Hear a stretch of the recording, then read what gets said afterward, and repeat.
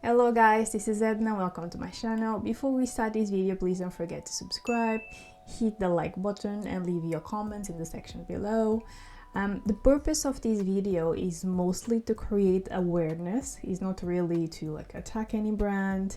It's mostly information that I came across online and I wanted to share with you as well. I think one of the easiest examples, and this is just an example, this is not even a brand, a company that I'm aware that is going through any lawsuit. I've noticed that it's very easy to find not just colleagues of people that you want to interact with on LinkedIn. When I say interact with, is because, for example, if you are a very typical corporate person, you tend to use LinkedIn so that it kind of shows, okay, this is who I am, this is where I currently work, and this kind of allows recruiters to find you way more easily. Or sometimes if you're part of very big corporations and you give interviews, things related to, for example, I don't know, asset managers and stuff like this, it's a company, especially magazines, they would find their LinkedIn profile and then they would use the LinkedIn profile as in the link on their website so that people can very easily connect with this person once they see this interview on the website, which is fine. But if you are a person that maybe just works for a company but it's more private, you don't really need to expose yourself, give interviews and so on, I don't find that it's ideal to just have your full name in there. Maybe just part of your name would work just fine, but if you go on to have your full name, I think it makes it very easy to find you. Fair enough, they only have your name, but they know which company you work for. This particular company will definitely have a physical address, unless it's a company that just operates online. I think most people that work for specific, government related stuff, finance related stuff, they definitely would have a physical office because it's what makes them a bit of an authority, and there's a whole thing about having a physical office.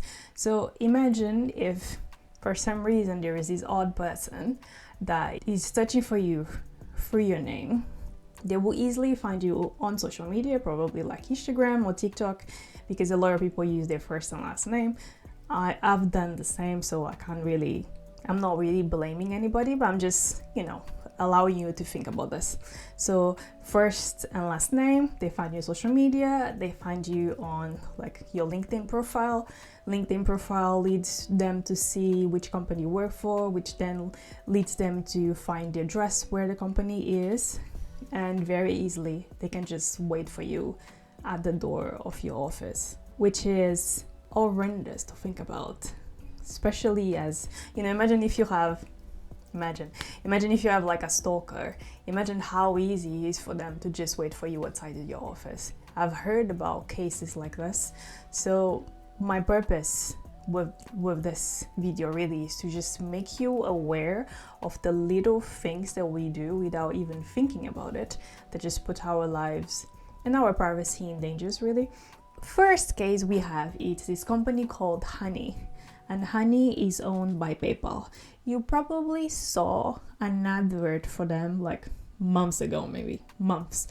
What Honey does is they have a plugin that you just download. You click on their main link, you go to their page, and you download this plugin that stays on for example, if you use Google Chrome, you can see that there is different plugins that you can use because you have companies like Grammarly, ad blockers.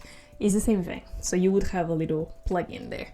And this plugin would allow you, I'm guessing, because I never use the company, but I'm guessing that it would help you to browse for products, with deals, anything that is on promotion. So you will make your entire shopping experience maybe a bit more straightforward and cheaper. At least I'm guessing that's how they were promoting it, because I do remember to see it. I don't remember to see actual YouTubers promoting it, because the ones that I consumed, they didn't promote it.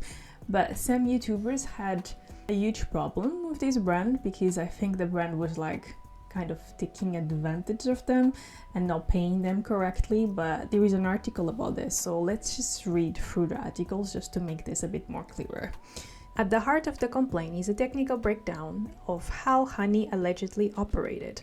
According to the filing, when consumers interacted with the Honey browser extension in any way, including simply clicking to dismiss its pop-up, the extension would open what plaintiffs called a secret tab. The hidden tab, which appeared briefly before automatically closing, would redirect the consumer's browser to a purpose-built URL containing PayPal's own affiliate ID. The merchant's website would then register this as a second referral, overwriting the original affiliate marketer's tracking information with PayPal's credentials. The complaint states that this behavior constitutes cookie stuffing, a practice that is routinely and specifically prohibited by contract, and that has previously been found to constitute fraud in legal proceedings.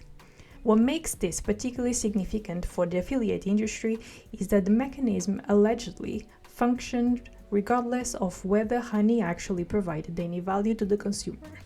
The filings claims that even when the extension found no coupons, offered no cashback rewards, or when users simply dismissed the pop-up without engaging further, the commission diversion still occurred. Honey was basically collecting profit regardless of what you were doing with the plugin. If you want to know more about the Honey's case, I'm going to leave the link in the description below so that you will be able to find it. We have another brand that I've seen it a lot on YouTube, but I never knew that they would get involved in such a bad case.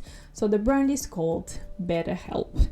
Online therapy company BetterHelp has been ordered to pay $7.8 million by the US government over the alleged release of sensitive user data to social media companies like Facebook, Snapchat, Criteo, and Pinterest for advertising purposes, and was banned from sharing the health data of consumers for advertising. Users of the telehealth company from August 2017 through the end of 2020 may have had their personal health information shared with third parties, according to the Federal Trade Commission.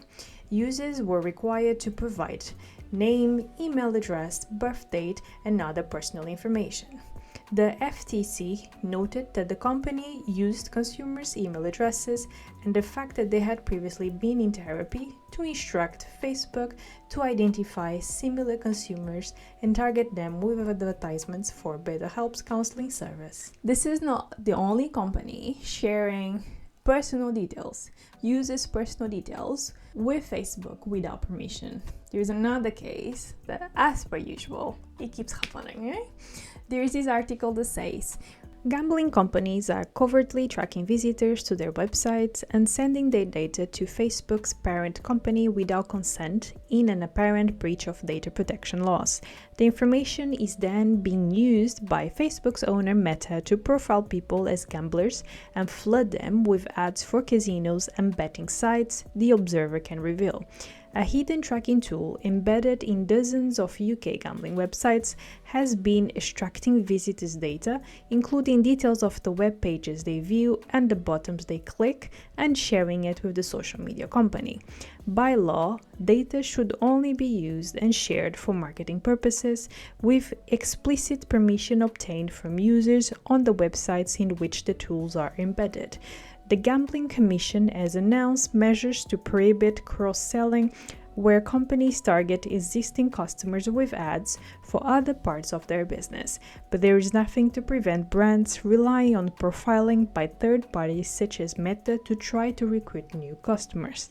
I've worked with advertising on a tech site, so what they do is they provide you with like a link that they call a pixel, and you implement on the platform.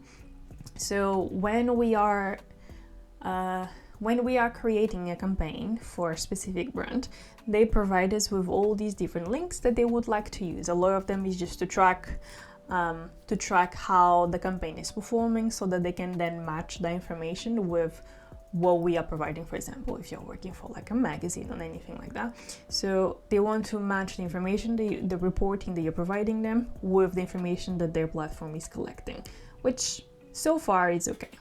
But when they mention the pixel is like on top of a regular tracking, they are giving you an extra link that is going to continue collecting information. The thing is, I think in advertising, it's not very clear how this pixel is going to work. And if they are using this on the website, you can be collecting any information really. So because there is no transparency, I think the owners of the website could be just like, oh, this could be just for them to check how the ad, not how the ad is performing, but maybe they are checking how the ad is appearing, just to make sure that, you know, nothing is affecting their campaign. But it could be that they're collecting way more information than they could. And I don't know how legal that is, because it can be a very open subject. Tech in general is a very open subject. Last but not least, another case that involves Meta, because they clearly have been busy collecting information so that they can sell that same information. This is not personal, this is just, you know, information that is out there. I have this article from the Bureau of Investigative Journalism, and they start the article by saying, a California jury found that Meta had illegally collected reproductive health information from millions of women who used the fertility tracking app Flow Health. The data had been passed on to the tech giant without the user's knowledge or consent, and despite repeated promises that it was private. The case began when 8 women discovered their most private health information, details about menstruation, ovulation, pregnancy attempts, and sexual health had been transmitted to Meta through a hidden tracking tool embedded in the app. Flow had over 30 million monthly active users in 2021. Meta could owe $190 billion in damages. 3 other companies, Flow, Google, and Flurry, were accused in the same case but settled out of court. They have never publicly admitted any wrongdoing. The details of the Google and Flow settlements were not made public. Flurry, a mobile phone app data company also named in the initial complaint, agreed to pay Flow users $3.5 million early this year. As much as we want to use platforms to help us with our day-to-day, we are just providing these platforms with information for free. There's platforms that they already ask you for a subscription so that you have access to more things of their services, but it always makes me wonder a little bit. Like, I understand that you may have a subscription so that, you know, you can pay your employees, you can pay people that are creating articles for you, experts that are going to analyze the data, but at the same time it makes me feel, so I am literally giving you my information for free. This information that can probably, even if it's used in a positive way, like use for research, are you going to ask me permission for this? Or are you just going to provide this information without letting us know in advance that it's being used? Most of us, we are very quick to just jump the terms and conditions of these apps. We are literally just consenting for them to just take as much as they want without giving us, no credit or no, payment for it. I don't know. It feels that in order to be using, all these different platforms, browsers, whatever is it, we are giving away a lot of who we are, because these brands are just creating what we call personas. So they're kind of guessing who you are, how you behave, what you like to consume, so that they can later on sell that information to much larger companies that will target you very easily and make even more profit out of you. I don't know, it feels that we are living just in a world that is a little bit lost and twisted. You shouldn't just be using apps just because they are promoted to you, okay? Leave your comment in the section below. Let me know if you're already aware of some of these cases. Well, see you next time. Bye.